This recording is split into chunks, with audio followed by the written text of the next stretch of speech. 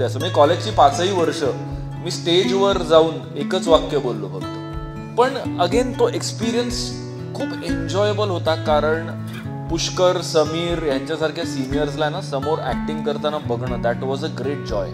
एक वर्कशॉपचं पोस्टर लागलं होतं आमच्या कॉलेजमध्ये आणि त्या वर्कशॉपमध्ये निर्मल पांडे, किशोर कदम, गणेश यादव सर असे काही नावं. आणि त्या वर्कशॉपमध्ये निर्मल सरांकडून पहिल्यांदा NSD national school of drama या संस्थेबद्दल मला पहिल्यांदा कळलं आयुष्यात. सो ही सगळी journey I was doing just to get into NSD.